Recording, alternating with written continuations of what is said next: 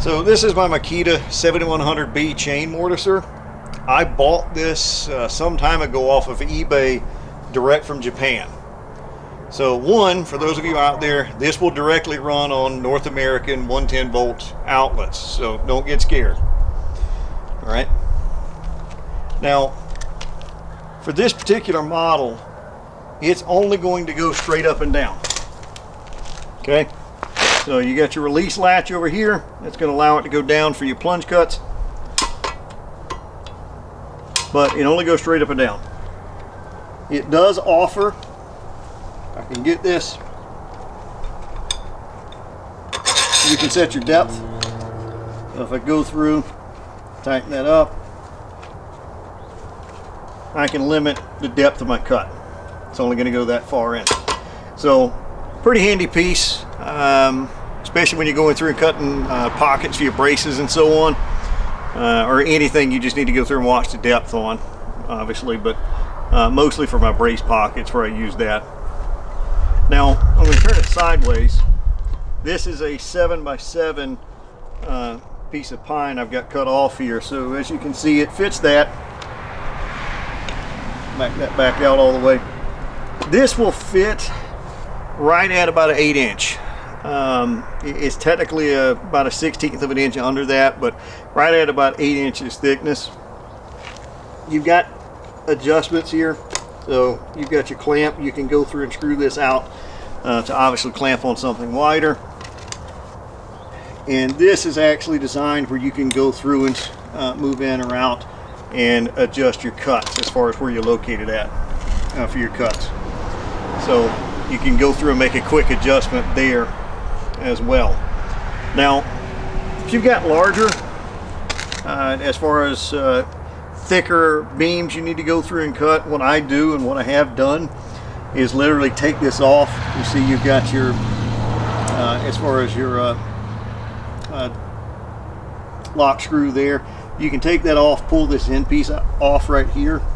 That'll leave your 2 bars in. You can take that off and you can fit it essentially on any width beam you want. Obviously the challenge with that, if you're not clamping it, you're going to have to hold it a little bit tighter so that it doesn't walk around on you. Generally though, that's not an issue. One, you're simply not making extremely precise cuts with this. I'm not going to walk this up right to the edge of where I'm going to be, where the end of my plunge is, or as far as my mortise is at any rate.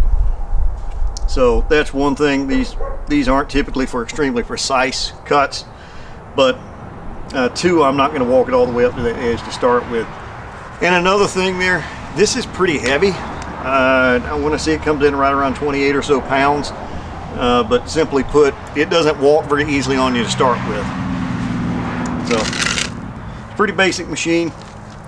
You got your foot clamp here where you can go through and pull down on that to give you some extra leverage. Also, it'll pull in this clamp and tighten up on the actual beam you're going through and doing your mortise in. So that would go through and help you out as far as keep things aligned and keep it set up properly. Now, for the actual cut itself, it's a pretty straightforward tool to use. It is just a plunge cut.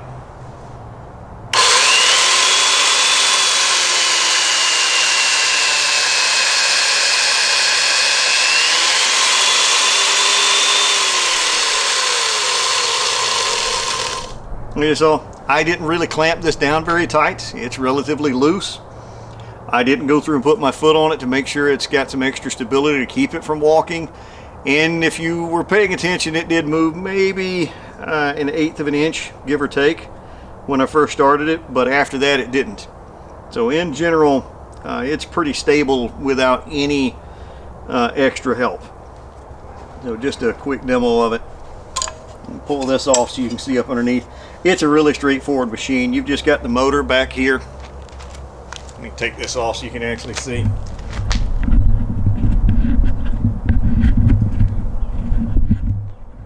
Come on, work with me.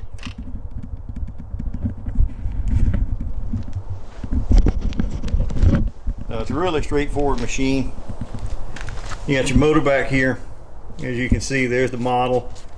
And it's set up to it's a 10 amp 110 volt 50 to 60 hertz.